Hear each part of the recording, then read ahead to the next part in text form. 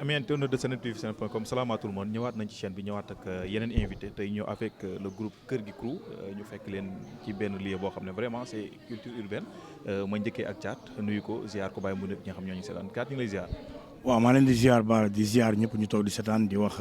bisimilah waxtaanu jàmm. waaw kon ma jox kilifa mu nuyoo. waaye maa ngi lay ziar Bara di ziar les internautes de Seneweb TV ak ñi nga xamante ni ñu ngi teewlu émission bi di wax jaajëf à tout le monde. jaajëf kilifa Thiat gëjoon nañoo gis Kër gi Crew ñu génnee depuis 4 alkaati te gars yi li ñu xamoon ci kër gi moo di productivité pourquoi ces temps ci affaire di gën di raar. bon en fait d'ailleurs fi ñu ñëw nii tey c'est pour faire un panel xam nga Sénégal je pense que s'il y a un groupe qui a été le plus affecté par la pandémie c'est Kër gi parce que moment bi pandémie bi am on avait calé plus d'une vingtaine de dates yoo xam ne on allait tourner internationalement avec la bande en fait bi ñu génnee suñu album Encyclopédie yàlla dafa def ñu def une tournée nationale 2 fois ak album bi en tant que ak DJ après defaat ko encore 2 fois ci international bi ak DJ mais après commencé ko ak bande mu nekkaat beneen affaire bu bees donc ci biir loolu la pandémie bi ñëw mu xaw a taxawal un petit peu le travail mais entre-temps aussi réew mi nekk ci ay yëngu-yëngu yoo xam ne suñu beneen casquette bi nga xamante ne moom la ñu woowee casquette activiste bi un petit peu jël le devant ci aspect artiste bi ce qui est très normal parce que on jongle dans les deux paliers dans les deux circonstances yi nga xamante ni pour ñun mënuñ ko dissocier sooy wax groupe Kër gi parce que on fait du raptivisme donc en tant que artiste buy def raptivisme moment bii nii tu vois que y a l'art qui est beaucoup plus en avant moment bii nii y a beaucoup plus l'activisme mais suñu musique c'est pas une musique boo xamante ne nii c'est une musique qui est au service de ce que nous faisons c'est un véhicule qui nous permet de délivrer notre message donc du coup ñun mënuñu def comme yenn yi artistes yi duñu topp tendance ñun on fait la même chose c'est-à-dire hip hop bi tax ñuy wax hip hop mooy boom bap avec un message ci biir et je pense que suñu album Encyclopédie parewul woon def li mu waroon def yëpp loolu moo gën a retardé suñu bëri ci suñu liggéey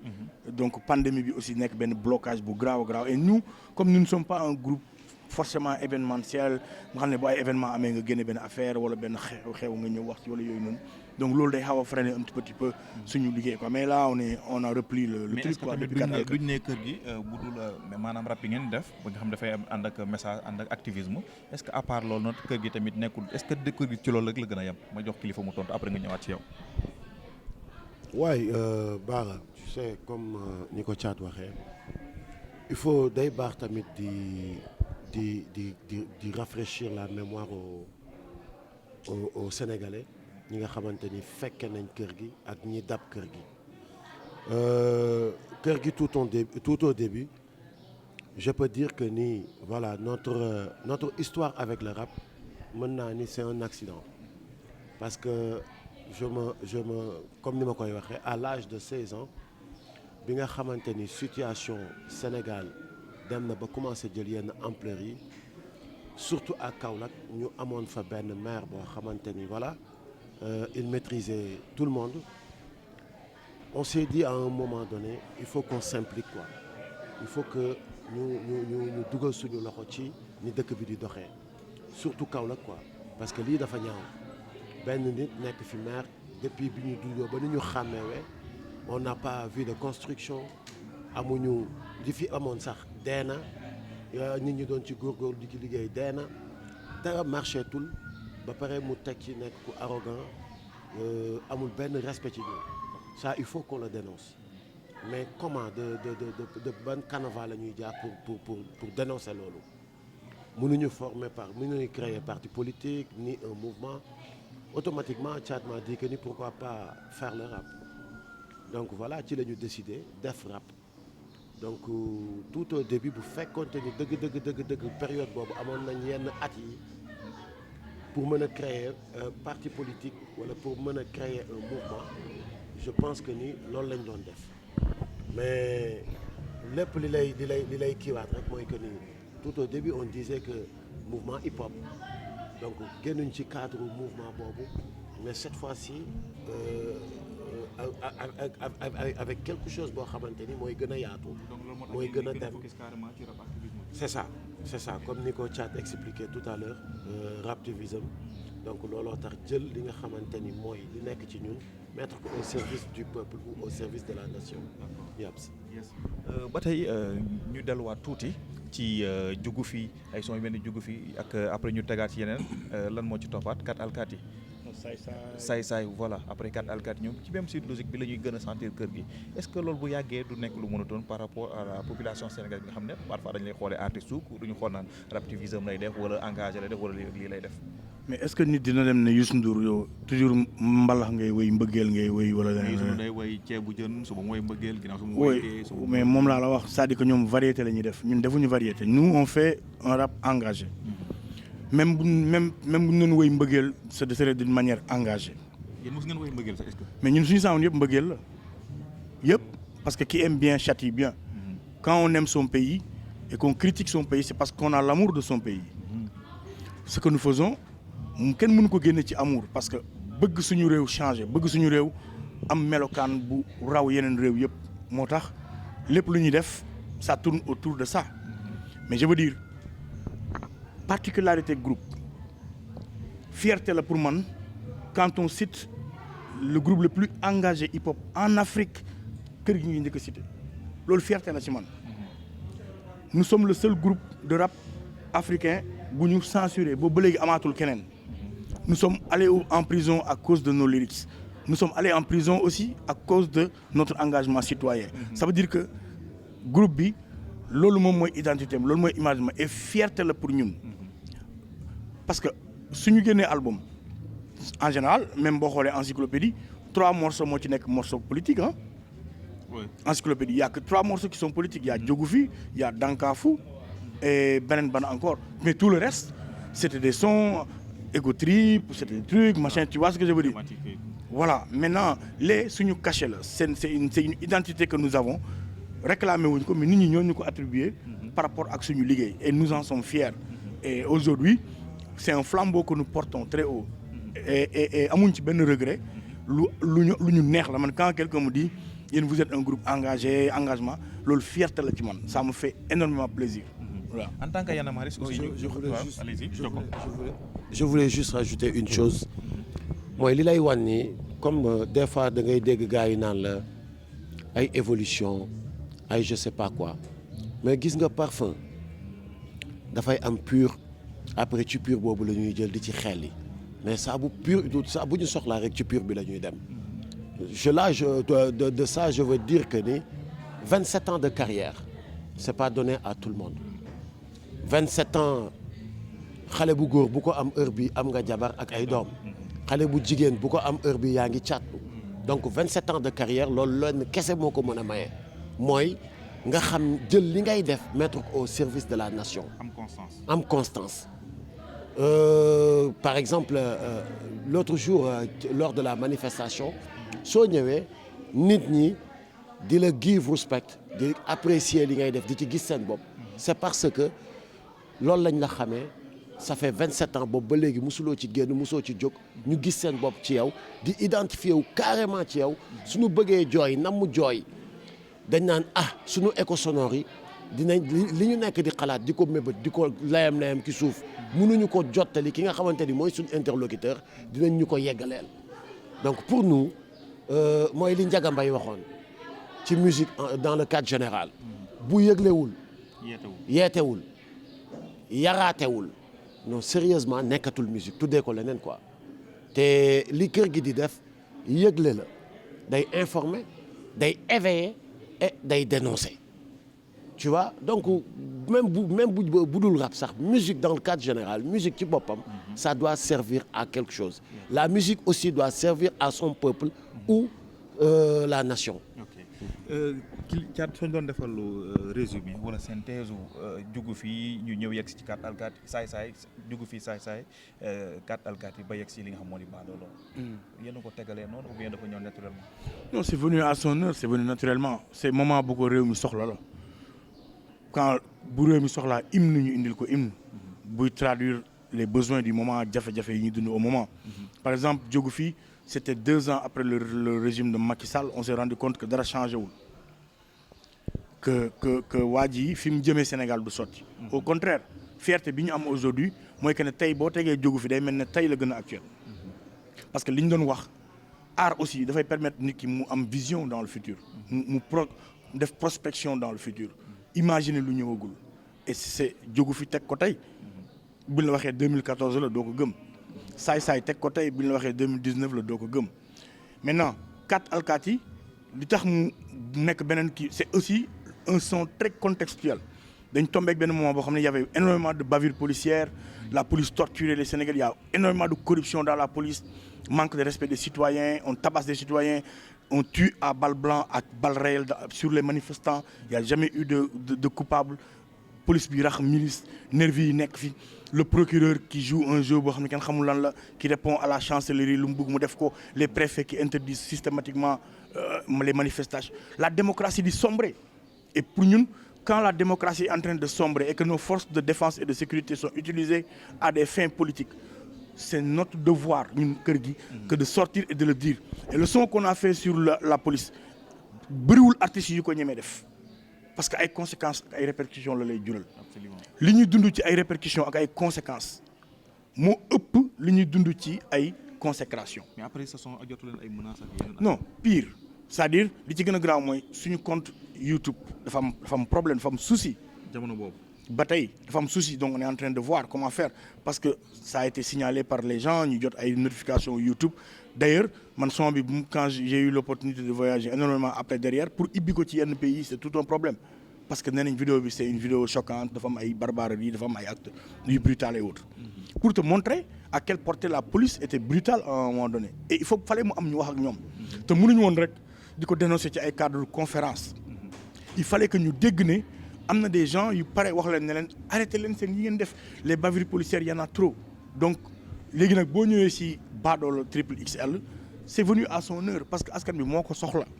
askan bi moo soxla que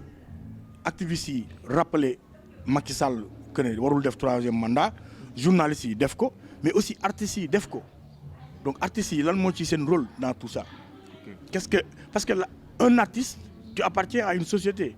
tu es un citoyen pour la bonne marche de ta cité tu as le devoir de t'impliquer c'est le sens de la responsabilité bi artiste bi di jël ou pas à un moment donné loolu la quoi. ok kilifa tey jii soo ma doon wax Badola mooy lan mooy Badola triple XL surtout. oui Badola triple XL bon comme suñu jargon yi moom kër gi du bàyyi dara quoi même ci suñuy titres on joue avec les punch on joue avec voilà les métaphores Badola mooy ki nga xamante ni ku ñeme excès te baadoola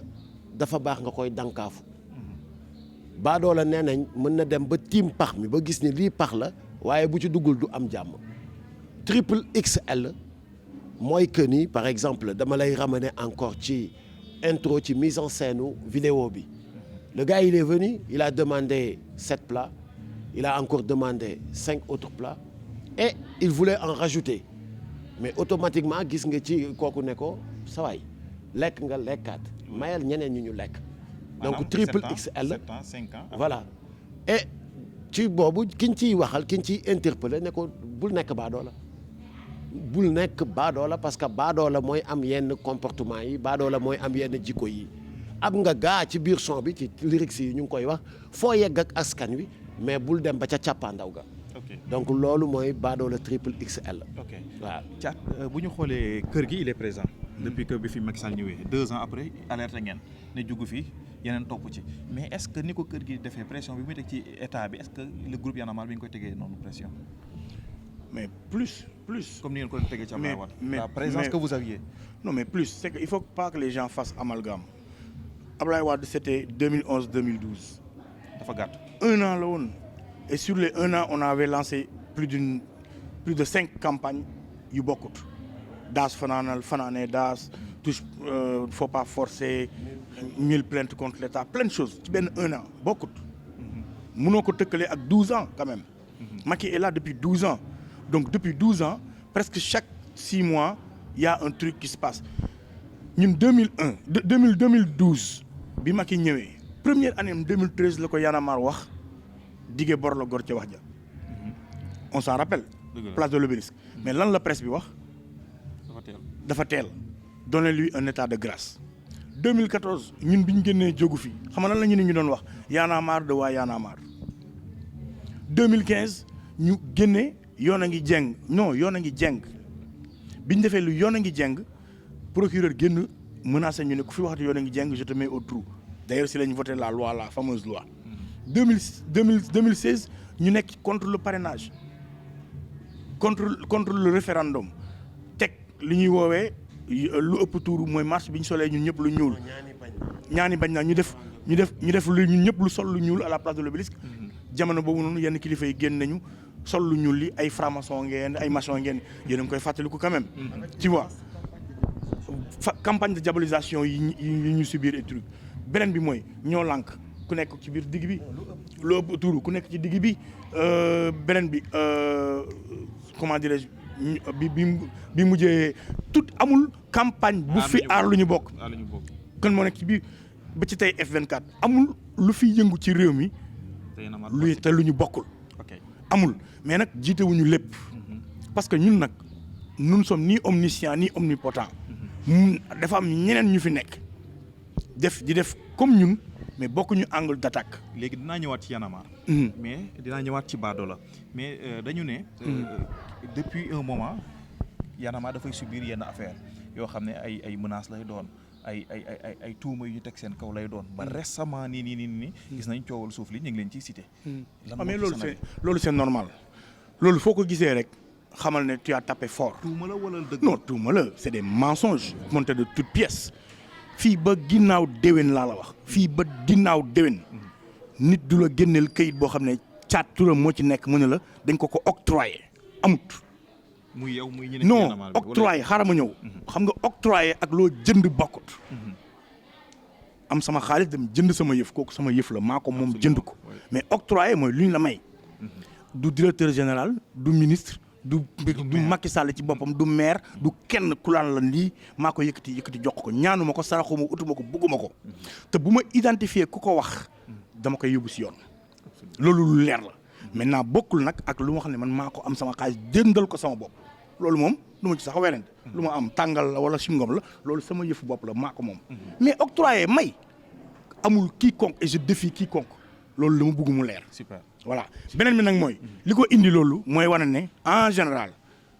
quand tu tapes fort on te répond avec un truc boo xamante ne mais imaginez aujourd'hui comment est-ce que ce pouvoir-là peut utiliser l'État central c'est-à-dire que l'administration est utilisée à des fins politiques parce que un document administratif nit warul am accès ba di ko jël di ko poster ci internet bi ça veut dire que tey su fekkoon ne yàlla tere ko dama amoon benn feebar bu may nëbb ñoom ñeme nañ jël sama bilan médical posté ko ci internet bi xeexee ko contre man c'est loolu la nit ñi war a wax ñi amatuñu limite ils sont capables de prendre le dossier médical de quelqu'un publier ko ci internet bi parce que ñi ngi jàpp ay docteur ndax dafay faj X ou Z ñi ngi jël ay documents administratifs ay avoiru jàmbur mel ne comme si les gens ay xar lañ waruñu am ay avoir mais il faut arrêter et trop c'est trop et moi je pense que vous les journalistes votre rôle c'est de dénoncer ça parce que loolu dafa ëpp te mi ngi jël beneen tournure parce que du yoon jël ay documents administratifs di ko publier ci ay internet parce que ni am na li wala di am na li loolu du yoon quoi. Voilà. ñu ñëwaat ci mars bi passé ñu gisoon prestation bi ngeen fa def gisoon ngeen aussi ce qui s'est passé là-bas est-ce que tamit loolu du indi njàqare ci côté opposition bi nga xam ne dañoo jóg pour xeex benn système. non man sérieusement Bara gis nga ba tey tamit gars yaa ngi wax que ni dafa am lu fa xewoon li fa xewoon xam nga lan la les Sénégalais génn nañ avec une détermination génn en masse pour man ci loolu la ñu war a focus. Bara sama tudd ngénte ña fa teew ñëpp nekk samay mbokk ak samay xarit à un moment am na benn jàppante bu sew bu fa xew fu ay mbooloo di daje c'est toujours comme ça jàppante bu sew mënul ñàkk ci ñuy daje non dégguloo li ma la wax tudd kay ay mbokk ak ay xarit ñoo fay daje dëj ñan ñoo fay daje ba pare dañ na la dëj ba pare tekki sax dafay silencieux parce que ñëpp ci yërmande lañ ne day am lu sew li fa xew pour man ci li ñu war a focus wala ci li ñu war a dimbalee askan bi mooy aujourd'hui éveil de conscience bi am peuple bi di mobiliser wu bu njëkk c'est les politiques qui mobilisaient les populations mais aujourd'hui c'est les populations qui mobilisent les politiques pour man lu bees loolu ci la presse bi war a attardé wu ci la ñu war a focus ci la ñu war a vraiment def ay une mais plus de 200 000 personnes génn remplir une place ñëw avec un seul drapeau vert jaune rouge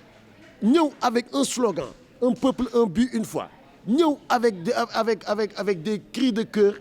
on va préserver ou on va protéger l'acquis démocratique le peuple bi nu am donc au lieu que pour man suñu presse bi focus ci loolu mais ñu naan diw jàppante na fa ak diw après diw yuuxu na diw après diw ça n'a pas de sens xam nga politique bu njëkk ba da nga daan gis kenn mooy am xaalisam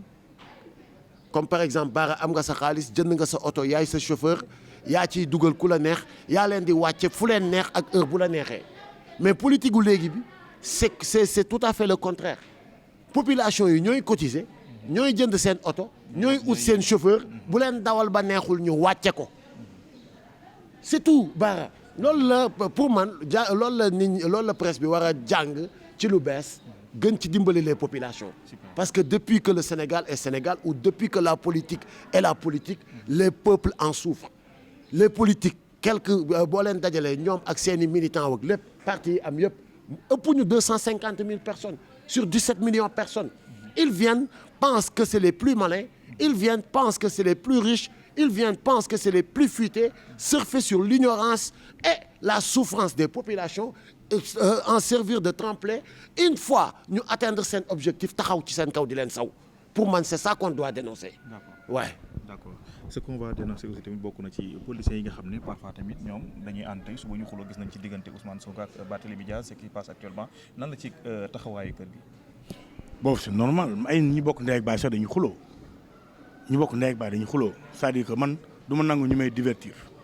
du ma nangu Macky Sall di ma divertir ak ay manipulation man li ma intéressé mooy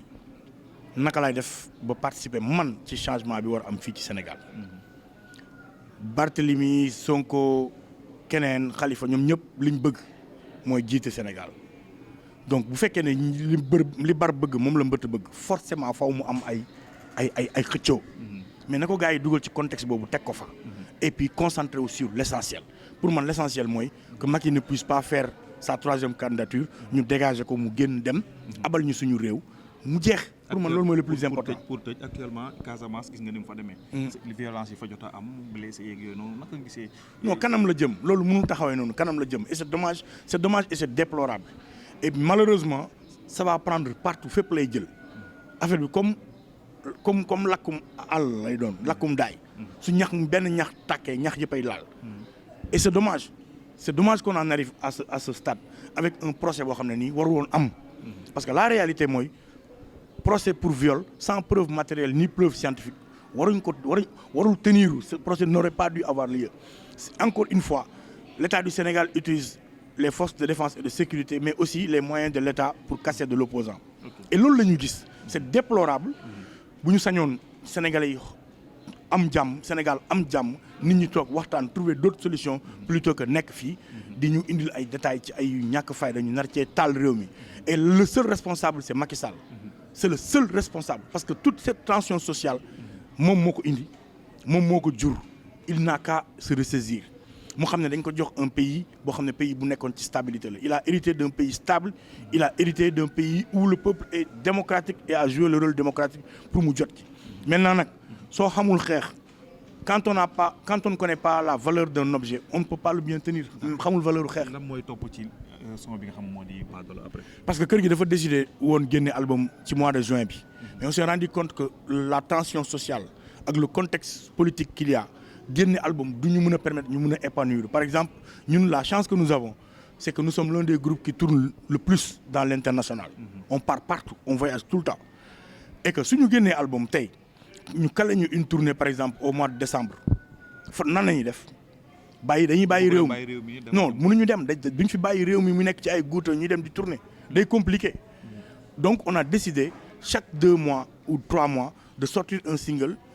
bu fekkee ne daf ko laaj ci lu mu ko laajee ak nu mu ko laajee ñu génnee ko après les élections maintenant ñu génne suñu album Secret d'État. Super. Donc parce que pour ñun la meilleure stratégie c'est de ne pas sortir un album juste pour génne album parce que les gens nous disent génne leen album. Et ñun mosuñu génne album mu morne ñun du ñu génne album duñ ko jox durée de vie. soo xoolee suñu album day am durée de vie parce que chaque album est considéré comme un bébé comme un nouveau-né dans la famille. Donc dañ koy war a tette ba mu màgg ba dem école ba tout ça donc Secret d'État presque pare woon na maintenant on va y faire quelques retouches changer waat yenn affaires yi mais chaque 2 ou 3 mois on promet de sortir quelque chose. gën ko update. yes ay grand maa ngi lay nuyu bu baax a baax. mais Bara Mourid Sadikh taalibe borom daaru maa ngi lay fay bu baax. waaye yow moom comme j'ai l'habitude de dire rek quoi. En tout cas continue ci lancé bi nga nekk sa correction tout le monde en parle et c'est ça l'importance quoi di jël li nga xamante ni ci nga bokk moo la def di ko promouvoir di ko tóoc ça c'est super bien et on t'encourage. Merci. Donc di wax big up one love à tous les Sénégalais di wax à tous les Sénégalais et surtout la jeunesse bu leen kenn divertir bu leen kenn dugal ci ay débat yu ñàkk fayda comme ni ko Thiat waxee ñëpp ñi nga xamante ni actuellement dañuy wutu réew mi ñoom nañu xool nu ñu gérer seen bopp ak seeni problème mais bu ñu fàtte ni askan bi ñoom ñoo bëgg ku leen jiite